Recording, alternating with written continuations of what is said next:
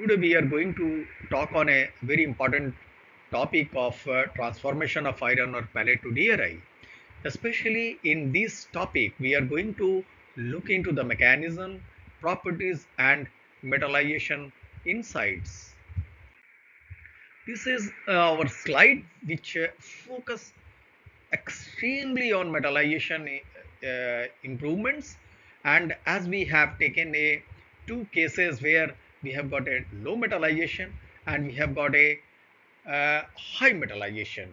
In both cases, how the things are different is shown.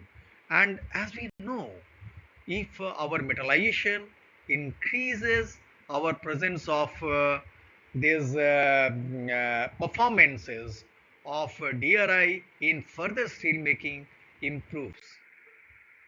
This is about the pellet strength, because as we are using this pellet into downstream system, it should also have got a enough strength in uses in the downstream system. Otherwise our yield also goes down, and as well as our productivity also comes down. So if we want to have a maximum outcome, our maximum productivity from these DRI pellets, then it should have a good strength, and that too also it should be reducible. So it is the caption of the slide is already mentioning that pellet strength enhancement through calcium ferrite. So especially calcium ferrite could able to handle the high temperature zones in easily, and also it restores the strength in a better way. This is all about these how we used to have a conversion of iron ore Fe to DRI Fe, and this calculation has already shown here that whatever iron ore Fe is there in the DRI, if you divide it by zero point 0.7, then that can gives us roughly what should be the DRI expected Fe. For example, we have already taken a 1 ton of feedstock of iron ore pellet which is having a 61% Fe. So this calculation already shown that for in 1 ton iron ore pellet feedstock, if 61% Fe is there, then 610 kg of Fe will be there, and if it is in form of Fe2O3, then we can take it as a 872 kg of Fe2O3 is there.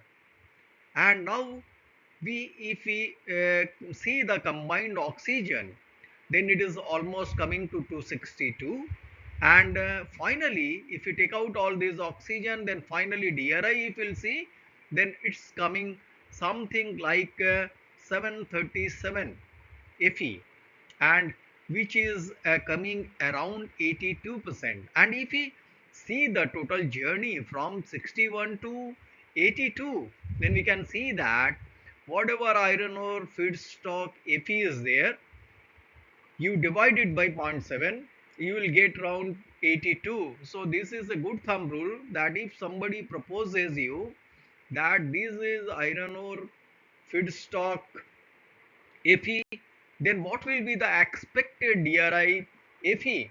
Then we divide it by zero point 0.7 and we can come to the roughly targeted value of this uh, DRI Fe, and which already shows that the DRI metallization is the iron percentage especially increase, and once it is increased up to what value, this is round, what I say is zero point 0.7, we have to divide it by zero point 0.7, which is already shown here. And so we can say that our DRI production especially uh, depends on the type of feedstock, and generally it is 1.4 times higher than the Fe in the oxide pellet. And oxide pellet has already correlated, and we have already explained everything in that earlier slide. So overall, the summary is that it is easier to connect the feedstock Fe to DRI pellet Fe relation, and it is if iron ore Fe is X, then our DRI feedstock will be almost 1.4 times of that value. So that's all. So this is what the thumb rule is derived, and here it is already shown that if we have got this is also a one relation for our better understanding, that if we have got a 61% pellet Fe, then our DRI Fe will be 87%. If our feedstock pellet is 63%, then it is 90%. If 66%, then it is 94%. That is what it's shown, that if DRI pellet Fe is keep on increasing, our this DRI pellet is also DRI pellet Fe is also keep on increasing.